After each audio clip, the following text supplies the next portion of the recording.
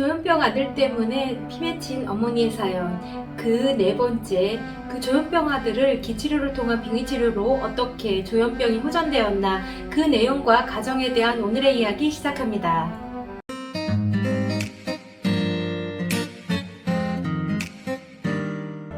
안녕하세요. 기치료로 빙의치료를 20년 동안 연구하고 그에 대한 사례들을 모아서 전해드리고 있는 엑소시스트 김은용입니다. 조현병 아들을 둔 피 맺힌 어머니의 사연을 지난번 영상을 통해 그 가슴 아픈 심정에 대해서 이야기를 나누어 봤는데요. 지난번 영상을 못 보셨던 분들은 먼저 보고 오시면 이해에 많은 도움이 될 것 같습니다. 이 아들의 조현병은 이 아들에게 씌인 빙의령들 때문이었었는데요. 난폭하게 행동하고 마구 소리 지르고 아무나 보면 싸우려 하고 칼을 휘두르고 다녀서 조현병 환자 가족들은 그 모습들을 참담히 지켜봐야 했고 항상 뒤에서 책임을 져야 했다고 했습니다. 조현병 증상이 어땠는지 어머니의 증언을 영상을 통해 한번 확인해 보겠습니다. 그렇게 악종을 만들어갖고 악만 남았고 대화가 되기를 할까. 뭔 말은 소리나 깨깨 지르고 다니는데 뭔 말은 살림 다 때려 부숴버리면 뭐라고 하면 어시고 뭐가 다 나한테 건드려야 내가 몇 번 맞은지 아냐. 악쓰다가 그냥 굳으면 조금 조용하고 또 악쓰는데 누가 보인다고 하면 서서히 막 그러고 칼 갖고 만나시더라. 식칼 그리고 오징어 이제 식칼 다 감춰보고 난 이 어머니의 막내 아들 조현병을 어떻게 기치료를 통한 빙의치료로 호전이 되었는지 그 방법과 절차에 대해서 설명을 한번 해보겠습니다. 이 30대 남성인 사례자를 처음 만났던 첫인상이 저에게는 매우 인상이 깊어서 첫째 날의 기억이 아직도 생생한 듯한데요. 이 친구를 서울 사무실에서 만났습니다. 양복을 입었었고 허리에는 컴퓨터 공유기를 몇 개와 큰 가방을 메고 와서 소리를 지르며 다른 사람에게 시비를 걸었습니다. 그래서 다른 사람들이 매우 난감했었는데요. 큰 덩치 또한 우락부락하고 눈 또한 이글이글해서 저 또한 정말로 무서웠는데요. 꼭 한 대 때릴 것 같았기 때문이었습니다. 그래도 저는 이판사판으로 아니면 말고 라는 심정으로 야, 너 이리 와봐. 나하고 얘기 좀 해. 라고 말을 했더니 신기하고 희한하게도 순순히 따라오는 것이었습니다. 그래서 상담이 시작이 되었는데요. 저는 정말로 막막했지만 이 어머니의 자식을 향한 애절한 눈빛과 얼굴이 상기되어 조현병 아들이 무서워서 벌벌벌 떨고 있는 모습을 보았기 때문에 차마 그것을 뿌리칠 수가 없었습니다. 지난번 영상을 통해서 말씀을 드렸듯이 이것저것을 안 해본 것이 없고 굿을 10년 동안 1억 5천을 쏟아부었어도 별 차도가 없었다고 했습니다. 무속인이 조상의 무덤을 파서 옮기면 괜찮다고 해서 무덤까지 팠다가 고소까지 당해 이 어머니는 재판까지 받았다고 했습니다. 그래서 이 사례자에게 기치료로 빙의치료를 시작을 했습니다.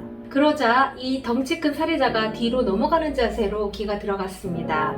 그렇게 이 친구와의 빙의 치료가 시작이 되었습니다. 이 친구에게는 많은 문제를 일으키는 빙의령들이 몸에 숨어 있어서 그것을 하나하나 이 친구의 몸에서 분리를 시키고 현실 적응 훈련을 시켰습니다. 바른기 생활건강연구소가 있는 세종시를 오려면 이분들이 먼 타 지역에 살고 계셔서 오송역으로 KTX를 타고 오셨는데요. 오송역 6번 출구 앞에 엄마와 아들이 서 계셨더랬습니다. 조현병 사례자가 늘 하는 말이 나는 트럭 한 대와 현금만 있으면 돼요. 그냥 산에 가면 됩니다. 그래서 저는 왜? 산에 가서 뭐 할 거고 트럭과 현금은 뭐 할 건데? 물어보며 그냥 그렇게 혼자만 계속 되뇌이기만 했습니다.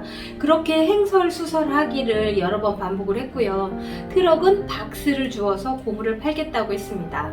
아버지가 살아생전에 박스와 고물을 주어서 자신의 집에다가 계속 쌓아놓으셨다고 하는데요. 박스와 고물을 쌓아놓은 집을 여러분의 상상에 맡기겠습니다. 사람의 경우에 따라서 빙의령에게 빙의가 되어 빙의령이 시키는 대로 말하고 행동하고 조종당할 수 있는데요.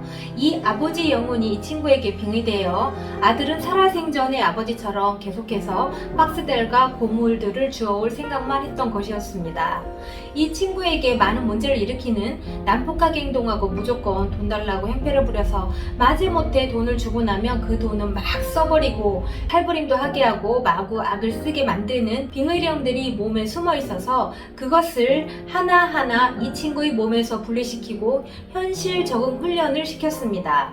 걸핏하면 산에 간다고 말을 하기에 저희 바른기생활건강연구소 뒤편에 있는 온주산을 데리고 갔습니다. 산에 가서 뭐하게, 그냥 산에만 가면 된다고 횡설수설하기를 수십 번 해서 그래서 온주산에 데리고 간 것이었는데요. 그렇게 온주산을 데리고 갔다 오니 그 후로는 산에 간든 말을 잊어버린 듯 하지 않았습니다. 다른 사람들과도 어울리게 하고 만난 음식도 같이 해먹으면서 같이 먹기도 하고 같이 어울리기도 했습니다.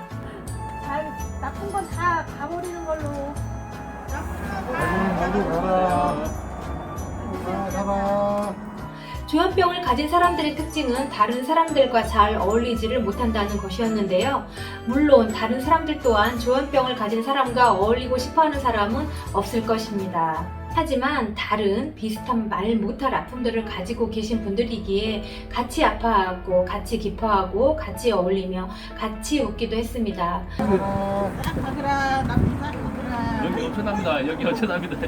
주변에 있는 독립기념관 등도 다니면서 참으로 많은 노력과 공을 들였습니다. 사람들과 같이 어울리는 것들을 잘 못하길래 많이 이곳저곳을 데리고 다니면서 이야기들을 했습니다. 그렇게 반복하기를 여러 번, 참으로 놀라운 변화들이 사례자에게 찾아왔습니다. 다음 시간에는 이 조현병 30대 사례자에게 어떤 변화가 어떻게 찾아왔는지 이분의 어머니가 하시는 말씀의 영상을 들고 다시 찾아오겠습니다. 오늘의 이야기는 여기까지입니다. 좋아요, 구독 잊지 마시고요. 지금까지 엑소시스트 테마사 김은용이었습니다. 감사합니다.